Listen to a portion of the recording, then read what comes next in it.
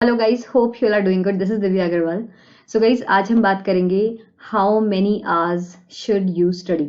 आपको as a student कितने hours पढ़ना चाहिए अगर आप किसी भी कॉम्पिटिटिव एग्जाम की प्रिपरेशन कर रहे हैं, इवन अगर आप स्कूल गोइंग चाइल्ड हैं या कॉलेज गोइंग चाइल्ड हैं। Guys, let me tell you one thing, this is the most annoying question I ever heard from a student. Almost हर क्लास में, ऑलमोस्ट हर रोज मुझे कोई ना कोई एक बच्चा ये जरूर बोलता है कि मैम मुझे कितने आवर्स पढ़ना चाहिए, गिव मी द स्ट्रैटेजी। सो आज मैं आपको बताती हूँ कि आपको कितने आवर्स पढ़ना चाहिए। ठीक है।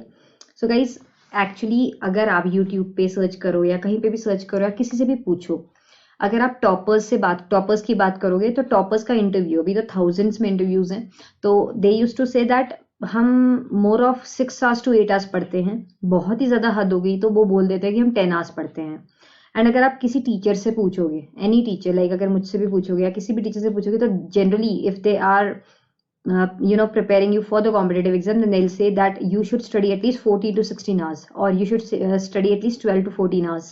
Okay, so now the question arises कि यार अगर टॉपर्स हमारे 6 से 8 घंटे पढ़ के टॉप करते हैं, ऑल इंडिया रैंक 1 2 3 4 लेकर आते हैं, तो टीचर्स क्यों बोलते हैं फिर 16 आवर्स पढ़ो, 14 आवर्स पढ़ो? कितना पढ़ना चाहिए हमें एग्जैक्टली?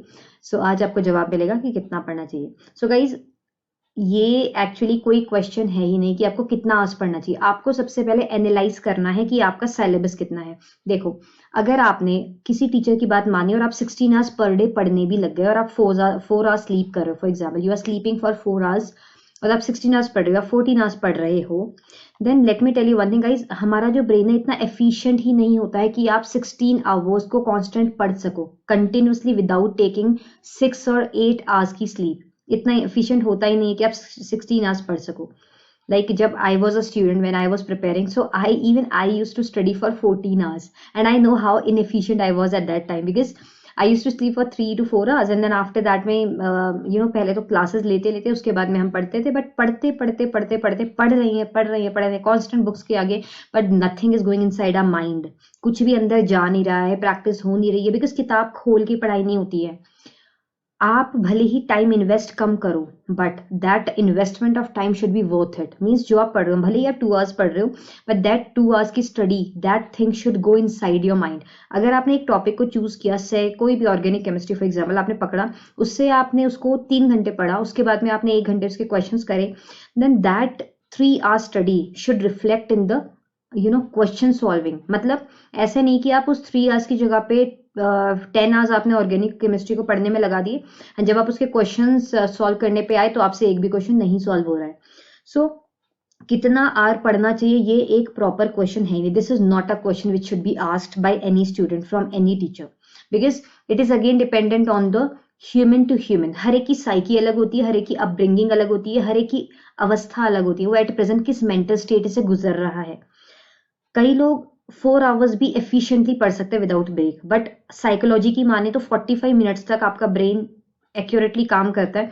उसके बाद में टायर्डनेस होने की वजह से जो सेल्स होते हैं वो ब्रेक करते हैं, और जब सेल्स ब्रेक करते हैं तो आपके जो ब्रेन के सिग्नल्स होते हैं वो डिफरेंट डिफरेंट बॉडी पार्ट्स में, और जो brain one neuron to second neuron connect होता है तो वो इनएफिशिएंट कनेक्ट होता है।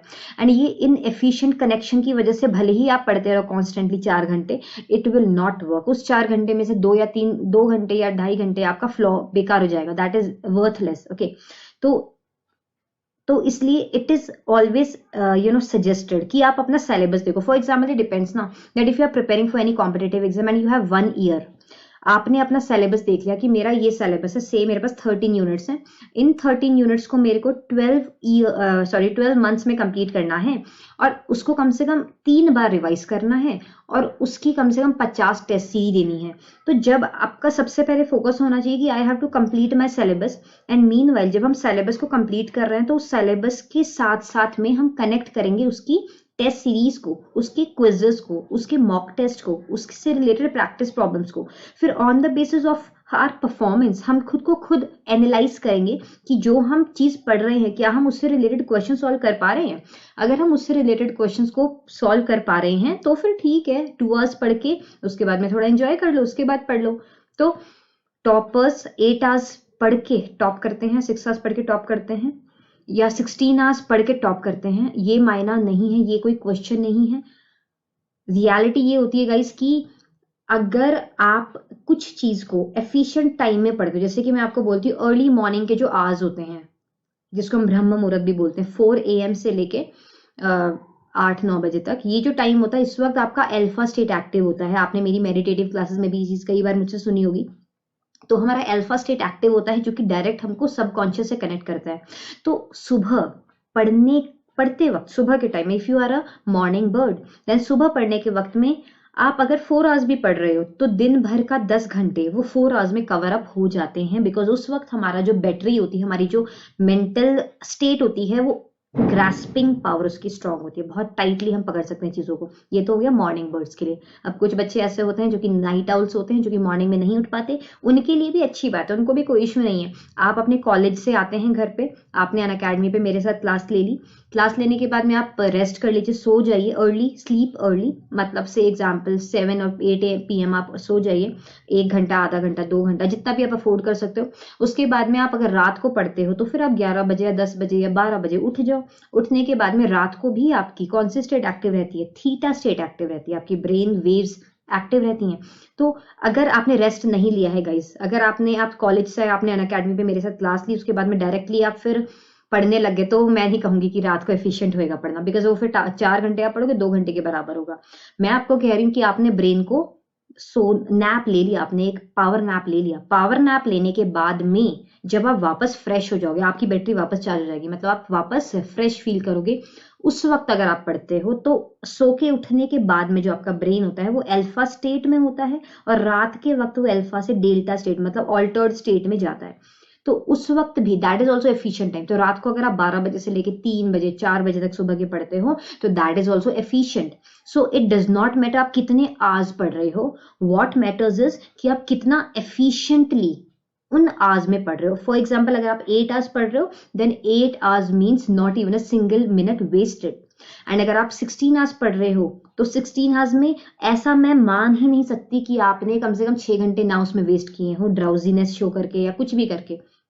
It is inefficient. So always एक करेक्ट स्लॉट ऑफ टाइम को पकड़ो कि मैं अगर दिन में पढ़ूंगा मुझे ज्यादा डिस्टर्बेंस होगी या कुछ ऐसा होगा, तो आप देखो कि किस वक्त आप मोस्ट एफिशिएंट काम कर सकते हो, पहला टिप। दूसरा टिप ये है कि जब आप पढ़ाई कर रहे हो तो पढ़ाई करते वक्त just focus on the stuff, take minor breaks, छोटे छोटे ब्रेक्स ले लेके पढ़ो, कुछ जूसेस फ्रूट्स वगैरह ऐसा कुछ लेते रहो ताकि आप फ्रेश फील कर सको। Have keep yourself proper hydrated, पानी की काफी अच्छी मात्रा आपकी बॉडी में कांस्टेंट होनी चाहिए।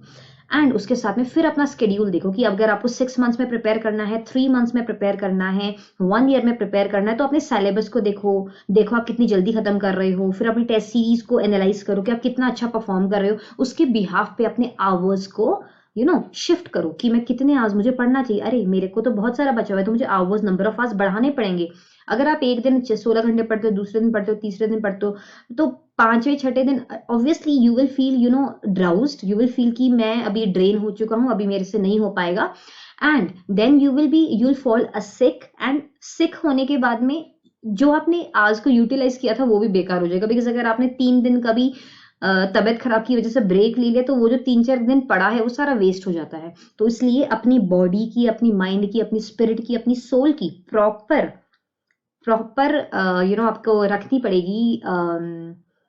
क्या बोलते हैं अपनी, या मतलब I just forgot the word. चलो आप समझ गए। कितना समय पढ़ाई में लग रहा है, कितना आप वेस्ट कर रहे हो, फेसबुक, इंस्टा, ये सब चीजों में आपका टाइम वेस्ट नहीं होना चाहिए।